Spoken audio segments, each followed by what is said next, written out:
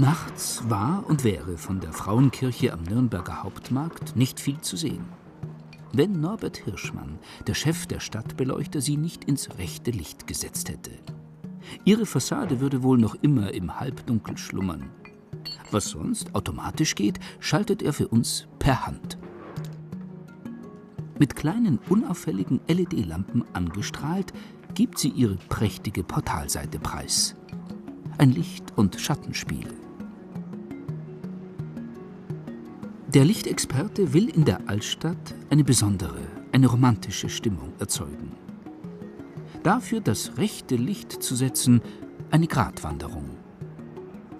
Ich finde es immer ganz schön, wenn man sieht, wie ein Bauwerk, zum Beispiel die Burg, aus dem Licht auftaucht. Wenn ringsherum alles beleuchtet wäre, würde man das nicht sehen.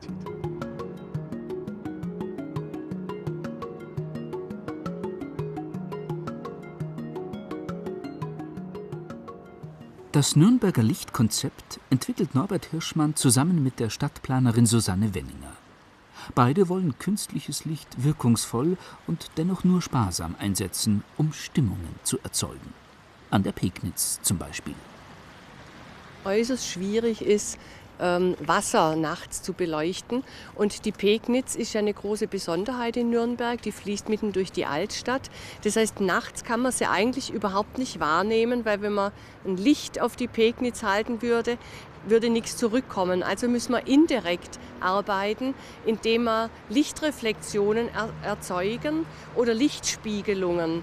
Also zum Beispiel die schönen Sandsteinbrücken, dass wir die von unten anleuchten, die Bögen, sodass die sich im Wasser vervollständigen und dann drin spiegeln. Und so kann man punktuell die Pegnitz Stück für Stück in der Nürnberger Altstadt auch nachts erlebbar machen.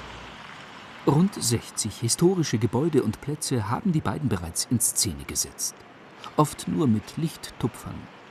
Damit wollen sie beim nächtlichen Spaziergänger Empfindungen wecken. Nach und nach will Norbert Hirschmann die alten Halogen- und Natrium-Dampflampen in der Altstadt durch LED-Scheinwerfer ersetzen. Ein Gebäude großflächig mit Licht zu überfluten, kommt für ihn nicht mehr in Frage.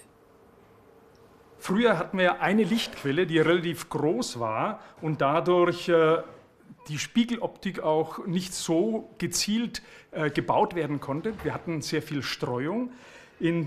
Und jetzt haben wir hier sogar an einem Einsatz unterschiedliche Lichtcharakteristiken. Das sieht man hier. Die Linsen sind unterschiedlich geformt und lenken so das Licht unterschiedlich auf der Straße oder auf den Gehwegen und verlieren eben wenig Licht dadurch und sind dadurch sehr energieeffizient. Dauert doch immer ein bisschen. Der historische Weinstadel und die Maxbrücke sind die nächsten Objekte, die die Nürnberger Altstadt aufwerten sollen. Am animierten Computermodell entwerfen die beiden virtuell die neue Beleuchtung. Auch inklusive Dach vielleicht. Da drehe ich einmal die Perspektive ein bisschen, weil der ist von dem Baum hier verdeckt. Ja, sehr schön, ja. Hoppala. Mhm. Die Dusche im Gebäude der Stadtwerke dient Norbert Hirschmann als Lichtlabor. Es ist der einzige große Raum, in den sein Brückenmodell passt und der sich abdunkeln lässt. Hier kann er mit dem LED-Licht experimentieren, um die gewünschten Effekte zu erhalten.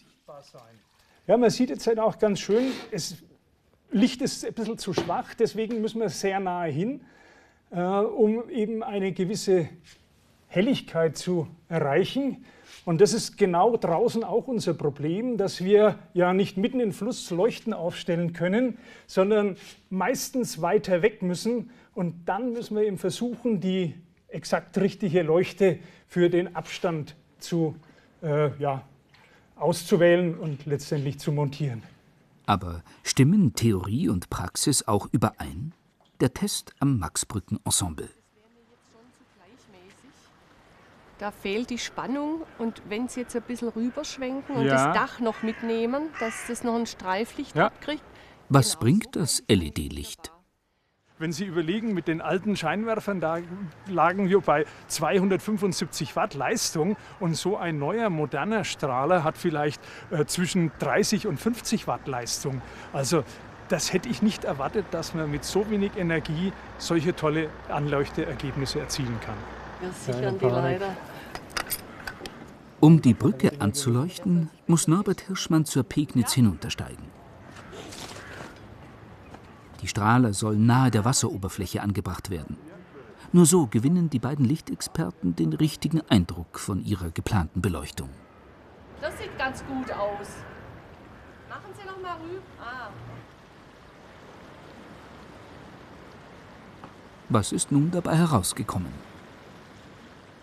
Dass wir auf das gelblichere Licht gehen, weil das weichere ist und den Effekt, den wir erreichen wollen, nämlich einfach dezent und spannungsreich anzuleuchten, viel mehr rauskommt. Und was ganz klasse ist, dass man einfach merkt, wie der Bogen plötzlich in Erscheinung tritt, wie die Brücke sich vollendet in der Spiegelung im Wasser. Also das ist wirklich ganz schön.